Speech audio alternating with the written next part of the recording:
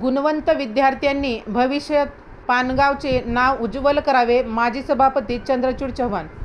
10वीत विशेष प्रावीण्य मिळविलेल्या विद्यार्थ्यांनी भविष्यात दुप्पट मेहनत करून पानगावचे नाव रोशन करावे, असा आशावाद रेणापूर कृषी उत्पन्न बाजार समितीचे माजी सभापती चंद्रचूड चव्हाण यांनी गुणवंत विद्यार्थ्यांचा सत्कार प्रसंगी बोलताना व्यक्त केले.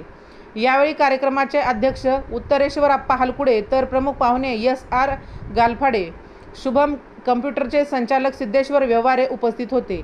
पुढे बोलताना चंद्रचूड चव्हाण म्हणाले की विद्यार्थ्यांनी मिळवलेले यश, जिद्द व कठोर मेहनत बरोबर शाळेचे व क्लासेसचे मार्गदर्शन आणि आईवडिलांचे प्रोत्साहन महत्त्वाचे आहे. पुढे शिक्षण घेताना जर काही अडचण आली तर चंद्रचूड चव्हाण मित्रमंडळ सदैव आपल्या पाठीशी राहील, असे सांगून पुढील काळ यापेक्षा जिद्द व चिकाटीने मेहनत करून यश संपादन करावे, असे ते म्हणाले.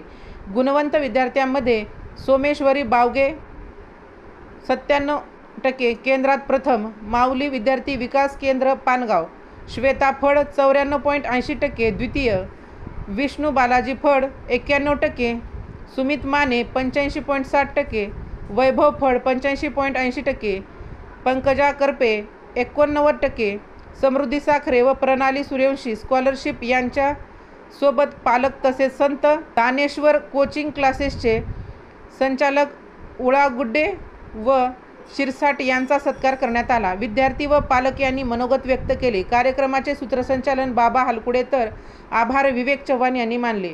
यावेळी चंद्रचूड चव्हाण मित्रमंडळाचे सर्व सदस्य, पालक व मित्र परिवार मोठ्या संख्येने उपस्थित होते. राजमंत्र न्यूजसाठी सुधाकर फुले, लातूर.